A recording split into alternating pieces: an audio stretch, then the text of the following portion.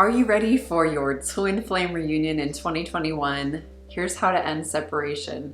Now, I know 2020 was a bit disappointing or even just a naughty year, and I'm so grateful that we get to start anew. So here are 5 ways to set you up to end separation and have a prosperous 2021 in the love department. So the first thing is to let go, let love. I know it's been frustrating. You may have been trying all kinds of new things, or maybe you just got really fed up with the whole online dating thing. Being in quarantine did not help people's love lives around the world on the grander scheme of things. So this is a really great time to push that reset button by just letting go, trusting the process, and kind of just forgiving 2020 and moving forward. So part of the twin flame path always requires letting go and letting that be surrendered to a higher power, coming back into trust, coming back home, back into the heart space. So thank you 2020 for your lessons. I bless you and I set you free. Now the second thing is that it is a root chakra reset as well. 2021 holds a lot of potential for a rebuild. Now 2021 was a lot of letting go, turmoil, and we're not really going to be through into the beautiful, easy, clear skies quite yet. However, this is an incredible time to, as we're still sort of dismantling and clearing the rubble and wondering who we are, it's a great time to really ground deeper and start making plans for our long-term future. We're stepping out of an old system, whatever that was, is no longer, and we're creating something new, whatever that is. So this is a great time to assess and plan and envision. Not being attached, because we really have to be fluid and flexible, but to step into our financial power. Our root chakra has to do with money, it has to do with family and roots, with our home, and feeling safe in the world. Now, things in the world are going to be changing rapidly in our lifetimes. We've already proven that. So it's a great opportunity to tap into your spiritual gifts. Are you able to feel safe even when there's a tsunami feeling coming your way, or even when there are really big challenges in the way? I know it hasn't been easy for anybody this year, but can you turn that lemonade into super juicy pink lemonade? Turn that lemon into pink lemonade, and can you make it as blissful and beautiful, or at least allow the feelings to come up of not feeling safe and let them move through. Do the things that you can do to give yourself a more positive experience. We can't always control our outside surroundings, but we can really set our intentions. Oh, speaking of which, this new moon upcoming at Aphrodite University, we have a powerful new moon ceremony. It's a ritual, a gathering with the Lunar Priestess Collective, where women from all over the world will come together to set their goals in their businesses, to make more money, to call in clients. Maybe you want a new job. It's a great space to really set your goals on what you want to create in your own life, in perhaps your business or Blissness if you're an entrepreneur.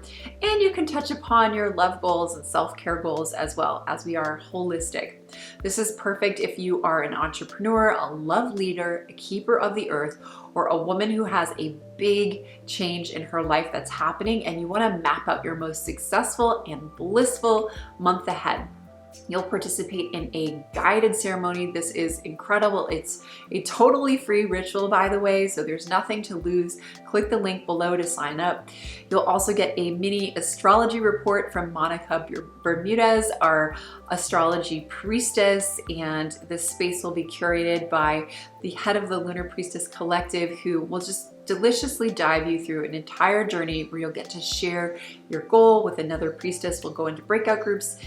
It's incredible. You'll have some breakthroughs, and this is the space to ground your root chakra in bliss for the upcoming month. It's the last one before the end of the year, which sets you up for the year ahead. The third tip is to do you first and to do new second. So the first thing is there's going to be a lot of newness. There's going to be a lot of distraction, a lot of challenge, a lot of building and rebuilding and healing. And where we want to start is within ourselves. So despite the drama or the beauty or the flow and the magic that's going on, whatever's going on, just continually come back within, especially if things feel a little wonky and wobbly. So your grounding practices, earthing, feet on the floor, taking your shoes off, getting out of the way of your computer. If you're stuck on the computer 24 hours a day, you're not going to be able to manifest what it is you're doing on your computer. So make sure to step outside, breathe fresh air, and tune back into yourself, breathing into the heart, breathing into your womb space, breathing into your third eye, and that will help you to make up your mind better by stepping out of your mind and really doing you first, getting back into your core energy. Then it's time to do something new. This year is going to all be about doing something new. So in your love life, are you someone who's only been online dating? Can you hang out in new places? Can you go on a hike somewhere new? Can you ask your friends to put you together with someone new? Try things new. Even if you're not just doing something in your dating life that's new, try something that's totally different in life. I remember learning this study years ago when I was in university.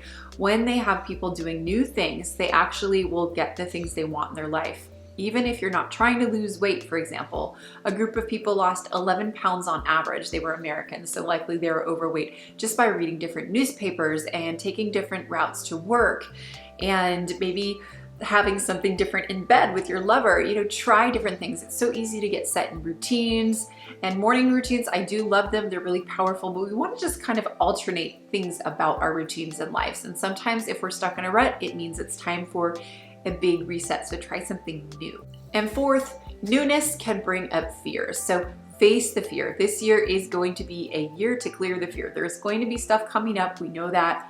And it's time to really tap into our inner resources. So having community around you, that can feel so comforting. We are going through it, but we're not going through it alone, but we can go into our homes alone and isolate and quarantine and be afraid of the world. It's an important time to talk about your fears, process them, write them in a journal, share your feelings, call up loved ones, come to community events like the New Moon ceremony would be a great example of one. So a reminder to register now. And if fears come up, just feel through them, heal through them, they will pass through. And after you embrace the fear, number 5 is embrace the freak.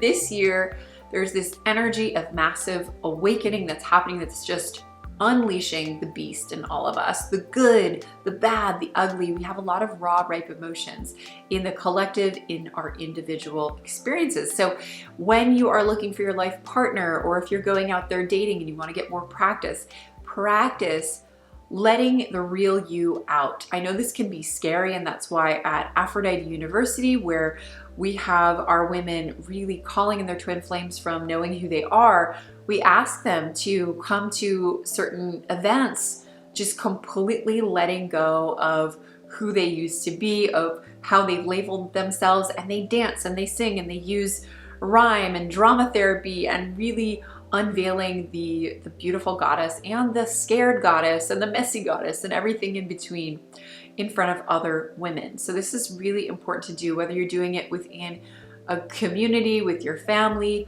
Make sure to start stretching yourself and really allowing yourself to be raw and real and vulnerable. So many of us try and mask and make up our messy lives, and we go on dates, and you know, I used to do this too when I was single. I would go on dates whether I liked the person or not, and I would think, what do they want me to say? What would they like about me? How can I be catchy? How can I be something flashy that they like? And I ended up wasting so many years. So don't do that mistake in 2021. I want you to step into your inner freak, wear what you want to wear on the date, talk about what you're interested in, ask the questions about this person that you might be interested in, and don't be afraid to make it fun, interesting, your style. And if they think you're a total freak in a bad way, then it's not a fit. And if they think you're a freak between the sheets of life and love and just being you, then you're on the right track. To end twin flame separation, to reunite with your twin flame in 2021, you will want to reevaluate your values.